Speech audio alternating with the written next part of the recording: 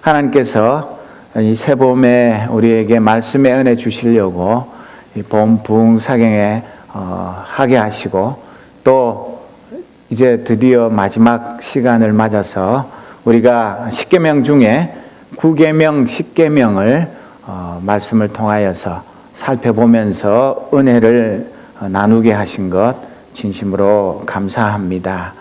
우리가 앞 시간에도 살펴보았듯이 계명은 아주 짧고 너무나 간단해 보이지만 그 안에 담겨 있는 하나님의 진리는 무궁무진합니다. 그저 한 시간에 2계명씩 이렇게 말씀을 전해가지고는 그 안에 담겨 있는 것 그저 맛보기 정도밖에 안 됩니다. 그러니까 여러분들이 이 부흥사경회 때 선포된 말씀을 계속해서 되새김질하면서 더 깊은 은혜의 자리에 나아가기 위해서 힘쓰기를 진심으로 소원합니다. 그냥 이 5번에 걸친 10계명에 대한 말씀 들었다고 해서 이제 내가 10계명에 대해서 좀 안다, 그런 생각은 아예 하지 마시고, 이제 첫걸음을 뗀 것에 불과하고 앞으로 내가 살아가면서 이 10계명 속에 담겨 있는 엄청난 진리의 세계를 더 깊이, 더 넓게 탐험하리라, 그런 마음을 가지고 평생에 걸쳐서 이 말씀을 또 연구하고 또 묵상하고 또 순종하는 가운데 이 말씀이 나에게 주신 하나님의 최고의 사랑의 메시지인 것을 더 깊이 깨달아 아는 우리 모두가 되기를 진심으로 바랍니다. 제9계명이 무엇입니까? 큰 소리를 해보겠습니다. 시작. 네, 내 이웃에 대하여 거짓 증거하지 말라.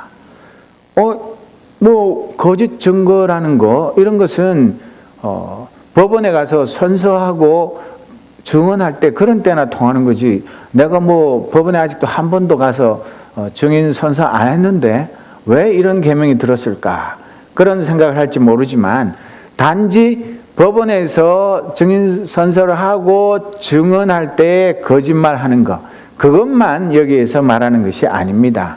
웨스트민스터 대교리문답 제144문에 보면 제9계명에서 요구하는 의무는 무엇입니까? 답은 제9계명에 요구하는 의무는 사람과 사람 사이의 진실과 우리 자신과 우리 이웃의 명예를 보존하고 증진하는 것입니다. 진리를 위해 나서서 옹호하며 재판과 정의에 있어서나 다른 어떠한 일에 있어서라도 진심으로 성실하게, 자유롭게, 명백하게, 그리고 온전하게 오직 진실만을 말하는 것입니다. 우리 이웃을 자비롭게 평가하고 그들의 명예를 사랑하며 바라고 기뻐하며 그들의 연약함을 슬퍼하고 덮어주며 그들의 재능과 장점들을 기꺼이 인정하는 것입니다. 그들의 결백을 변호하고 그들에 관한 좋은 소문을 기꺼이 받아들이되 나쁜 소문은 받아들이기를 원하지 않으며 험담하는 자들과 아첨하는 자들과 비방하는 자들을 저지시키는 것입니다. 우리 자신의 좋은 평판을 사랑하고 보호하며 필요할 때는 이를 변호하며 정당한 약속을 지키고 어떤 것이든지 참되고 정직하며 사랑스럽고 좋은 평판이 있는 것들을 배우고 실천하는 것입니다. 여러분, 이 9계명에 이런 깊은 뜻이 있는 것 평소에 아셨습니까? 그러니까 내가 위증 안 했으면 이 9계명하고 나하고는 큰 문제가 없다, 그렇게 간단하게 생각할 수 있는 문제가 아니고 우리에게 훨씬 더 적극적인 자세를 요구하는데, 정말 이 9계명, 이것은 우리 현대사회 갈수록 복잡해지고, 이제는 옛날에는 그냥 걸어서 다니고 말 타고 다니고 버스 타고 가다가, 저 어릴 때는 그 산고개 넘다가 버스가 힘이 없어가지고 내려서 고개까지 걸어 올라가서 버스 따로 올라와가지고 내려갈 때 또 타고 내려가던 그런 시절이 아닙니다. 여러분, 그런 거 안 겪어보신 분 많죠? 우리 뒤에 어르신들은 그런 거 한두 번 겪으신 게 아닌데, 지금은 광속도로 세상이 바뀌는 그런 시대에 살기 때문에 이런 이 9계명의 말씀이 3500년 전에 이스라엘 백성들에게도 반드시 필요했지만 우리 21세기를 사는 저와 여러분에게는 더더군다나 아주 중요하고 필요한 말씀입니다. 여러분, 하나님의 계명은 세월이 지난다고 해서 빛이 바래고 캐캐묵은 옛날 이야기가 아니라 세월이 지나면 지날수록 더 진가가 빛나는 그런 보석과 같은 말씀들입니다.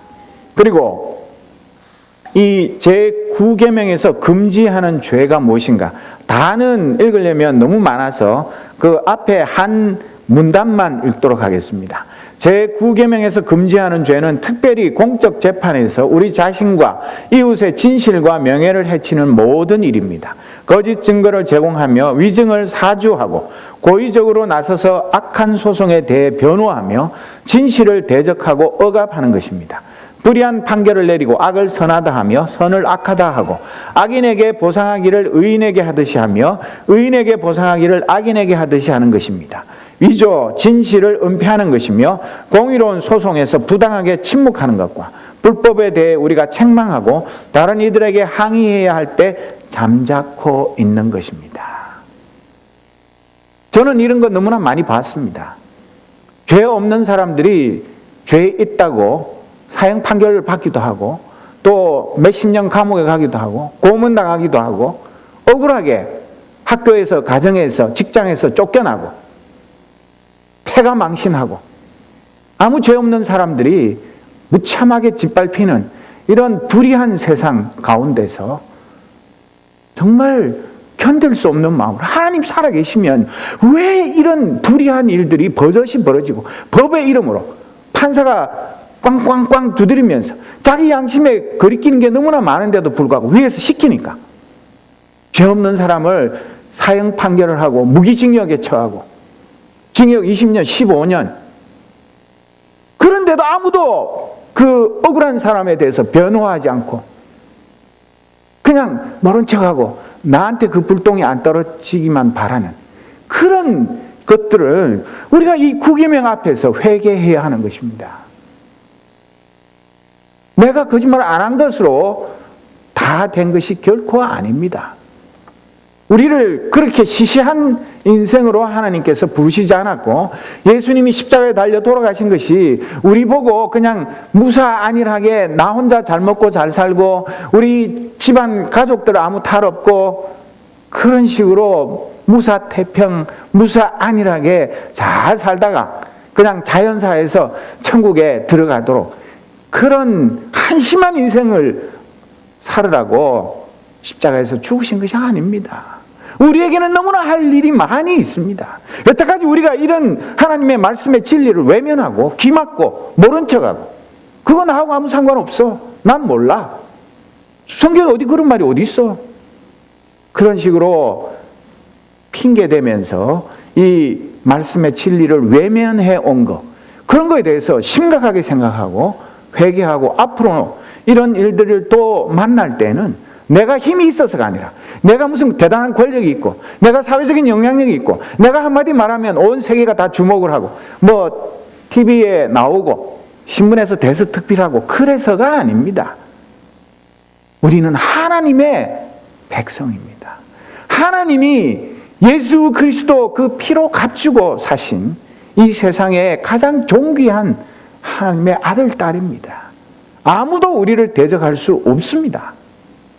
그렇기 때문에 우리는 두려워서 이 세상의 거대한 권력, 이 세상의 거대한 돈의 권력, 또 이 세상의 그 군사력, 정치력 이런 것들 때문에 미리 겁먹고 아이고 그냥 잘난 척 하다가 모난 돌 정 맞는데 덤비지 말고 요리조리 요령껏 잘 피해서 그냥 별 탈 없이 그렇게 사는 게 낫지 괜히 나섰다가 무슨 경을 치려고 그런 식으로 이 세상 사람들의 그 얄팍한 처세술 그런 것을 따라서 사는 것 그것이 하나님을 기쁘시게 하는 것이 아닙니다.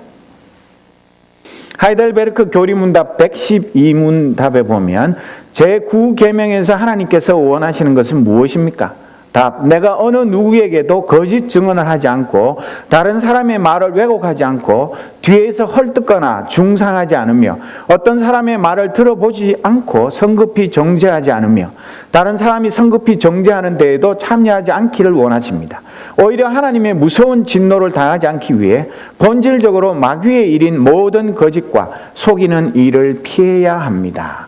법정에서나 기타 다른 경우에도 나는 진리를 사랑하고 정직하게 진실을 말하고 고백해야 하며 할 수 있는 대로 이웃의 명예와 평판을 보호하고 높여야 합니다.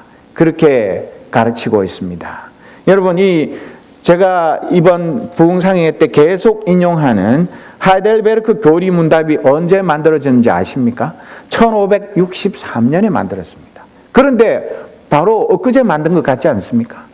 웨스트민스터 대교리문답 언제 만들었는지 아십니까? 1648년에 까마득한 옛날에 만들었습니다.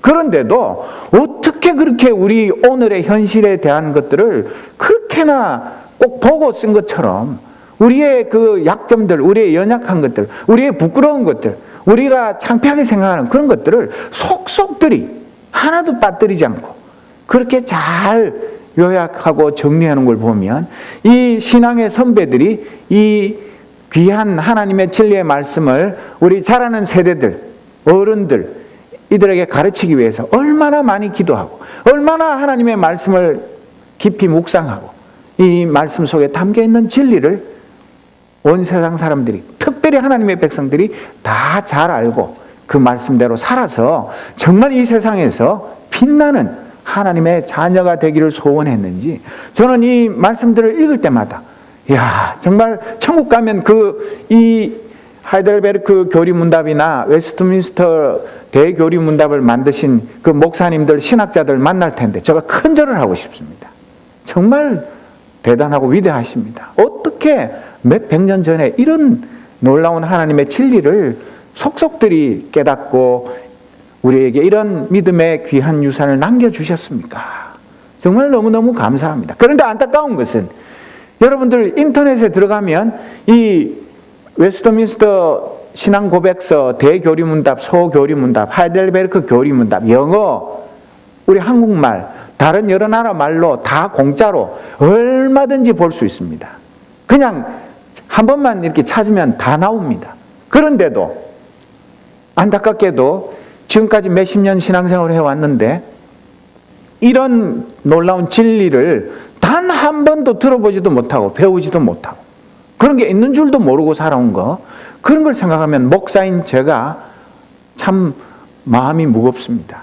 이 놀라운 진리를 어릴 때부터 주야로 가르쳐서 이 말씀 가운데 아이들이 자라야 그 영혼도 튼튼하고 그 육신도 강건한 하나님의 좋은 일꾼들이 될 텐데 세상에 쓸데없는 거 선행학습하고 돈 들여가지고 온갖 짓을 다 하면서 하나님의 말씀의 이 진리를 가르치는 일은 소홀히 하고 나중에 가서야 자식들이 제멋대로 살아가고 그럴 때야 후회하면서 내가 왜 이 아이들을 하나님의 말씀으로 제대로 가르치지 못했나.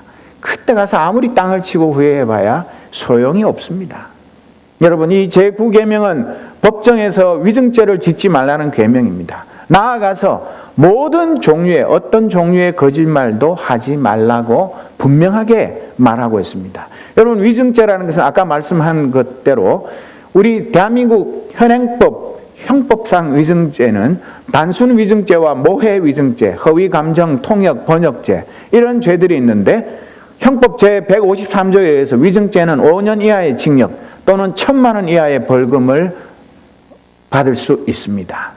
그리고 모해 위증죄는 10년 이하의 징역에 처합니다. 말 한 번 잘못했다가 잘못하면 10년 감옥에 갈 정도로 이 죄가 무겁습니다. 왜냐하면 내 말 한마디가 어떤 사람을 사형수가 되기도 하고 무죄로 집에 가도록 만들기도 하고 사람을 죽이고 살리는 그것이 내 증언에 달려있을 수가 있기 때문에 말을 함부로 할 수 있는 것이 아닌데, 그러나 이 위증죄를 짓는 사람들이 너무나 많습니다. 그런데 이 현행 형법상의 위증죄만 해도 그 벌이 굉장히 무거운데 우리가 읽은 이 9계명은 우리에게 하나님 앞에서 거짓말하지 말라고 말합니다. 판사 앞에서, 증인들 앞에서 내가 하는 말은 전부 다 진실만 말하겠습니다. 그게 아닙니다. 우리가 하는 말은 전능하신 살아계신 하나님 앞에서 나는 하나님의 자녀로서 떳떳하게 진실만 말하며 살겠습니다. 그렇게 하나님 앞에 선서하는 것입니다. 그리고 보다 더 나아가서 적극적으로 사람과 사람 사이의 진실과 우리 자신과 우리 이웃의 명예를 보존하고 증진하라고 말씀하고 있습니다. 내가 있으니까 그냥 내가 거짓말 안 하고 착하게 사는 그게 아니라 내가 가는 곳마다 거짓이 물러가고 거짓이 발을 붙이지 못하고 서로 미워하고 오해하고 불신하고 의심하고 서로 뭔가 저 사람이 내가 들으니까 뒤에서 나한테 안 좋은 얘기를 했다는데 그거 한번 확인해 볼까? 어디서부터 이런 쓸데없는 소문이 나를 괴롭히는 건가? 그런 식의 일이 아니라 내가 가는 곳마다 서로가 서로를 신뢰하게 만들고 서로가 서로를 사랑하게 만들고 서로가 서로를 이해하고 하나가 되게 하는 그런 화해자의 사명을 감당하는 것. 그것이 이 제9계명에서 말씀하고 있는 것입니다. 여러분, 예수님이 체포당해서 대제사장 가야바에게 신문당할 때 그 예수님 사형 판결을 어떻게 받았습니까?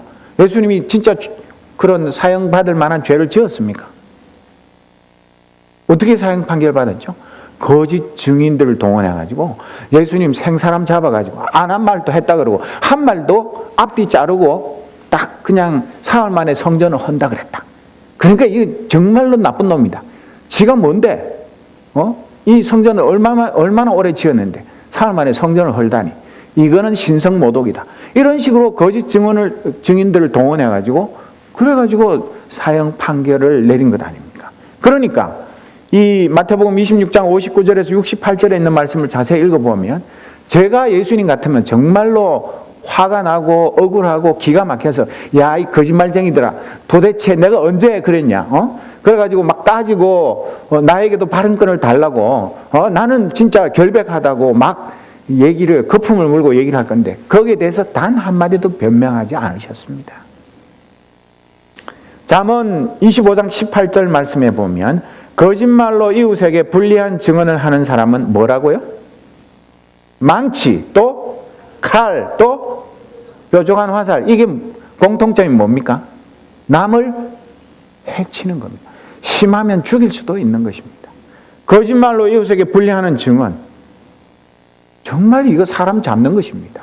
그런데도 돈을 받고 하거나 자기가 누구 편이기 때문에 거짓말을 밥 먹듯이 하고 그냥 이거는 공소시효가 5년입니다. 5년만 지나면 내가 아무리 법정에서 선사하고 거짓말했어도 땡 하고 넘어가는 겁니다. 그러나 하나님 앞에 공소시효 있습니까? 없습니다. 그렇기 때문에 우리는 세상 법에 내가 걸리냐 안 걸리냐 그런 얘기가 아니라 정말 이 죄가 얼마나 중요한가 꼭 법정에서가 아니라 우리 일상생활 가운데서도 어떤 이런 확인해야 할 일들 그런 것들이 많을 때 항상 신중하게 말로 실수하거나 남을 이간질하거나 오해를 불러일으키거나 그런 일이 없도록 우리가 우리 입술에 재갈을 물려야 하는 것입니다. 그리고 첫째, 이 9계명의 기본 정신은 이웃 보호에 있습니다. 나아가서는 이웃 사랑에 있습니다. 둘째, 이 9계명은 법 질서 자체를 지키라는 명령입니다. 거짓 증언이 난무하고 그것이 사실로 인정되면 법이라는 게 아무 필요가 없습니다. 거짓말이 진실로 둔갑하고 진실은 받아들여지지 않고 그럼 그 사회는 완전히 무정부 사회, 무법천지가 되는 것 아닙니까? 그런 일이 지금도 얼마나 많이 벌어지고 있습니까? 유전 무죄, 무전 유죄. 농담 아닙니다. 한번 당해보면 정말 피눈물 납니다. 내가 돈이 있었으면 좋은 변호사 샀으면 내가 이거 죄 있는 것도 없다고 할 수 있는데 내가 돈이 없어서 힘이 없어서 백이 없어서 억울하게 뒤집어 쓰는 거 그런 거 정말 사람 견딜 수가 없는 그런 일이 지금도 수많은 사람들이 벌어지고 돈이 없어서 단 하루 이틀만 쉬어도 당장 내 처자식 굶어 죽어야 되는데 그거 벌금 얼마를 못 내서 감옥에 유치장에 가 있으면 당장 생계가 막막한 그런 사람들을 위해서 장발장 은행도 만드는 이런 기가 막힌 세상에 우리가 살고 있습니다. 무엇보다도 이 구계명은 이웃의 이름, 이웃의 명예를 보호하라고 말씀하는데 6계명은 살인하지 말라고 그래서 이웃의 생명을 보호하고 7계명은 간음하지 말라고 해서 이웃의 순결과 부부의 신뢰관계를 깨지 말라고 하고 8계명은 도둑질하지 말라고 해서 이웃의 재산을 보호하라고 합니다. 이어서 9계명은 이웃의 명예, 이웃의 아름다운 평판을 해치지 말고 오히려 연약한 것들은 덮어주고 도와주고 사랑으로 감싸줘서 그 사람이 스스로 자신의 잘못을 깨닫고 고치고 그렇게 해서 우리 모두가 정말 서로 사랑하고 섬기는 그런 아름다운 세상을 만들으라고 말씀하고 있는 것입니다. 그러기 위해서 우리가 이 9계명을 지키기 위해서 아까 앞에서 웨스트민스터 대교리문답에서 살펴봤지만 첫째로는 어떤 종류든 위증을 하지 말아야 하고 둘째로 남의 말을 왜곡해서 퍼뜨려서는 안 됩니다. 그런 걸 흔히 말하는 루머라고 가십이라고 그러는데 그런 거 정말 입에 담지도 말고 듣지도 말고 그런 말 들으면 귀를 씻어야 하는 것입니다. 그리고 셋째, 뒷담화, 조금 전에 말씀하신 가십을 하지 말고 넷째로는 남을 함부로 판단하지 말아야 합니다. 그렇게 했다가 나중에 내가 성급하게 잘못 판단한 게 드러나면 내가 얼마나 부끄럽고 미안하고 그렇습니까? 그리고 다섯째, 모든 종류의 거짓말과 사기를 하지 말라고 그렇게 말하는 것입니다. 우리는 이 SNS라는 효과적인 커뮤니케이션 수단을 가지고 이제는 뭐 한국이든 세계 어디든 간에 또르륵 그냥 우리 또 한국 사람이 손 재주가 얼마나 좋습니까? 한 손으로 그냥 저는 흉내도 못 냅니다. 그냥 그렇게 해가지고 순식간에 소문들이 전 세계로 퍼져나가고 그냥 실시간으로 중계되는 그런 사회인데 우리가 잘 아는 대로 악플 한번 당해 보십시오. 그래서 너무나 악플 때문에 고통스럽고 일일이 따라다니면서 아니요 변명도 못해서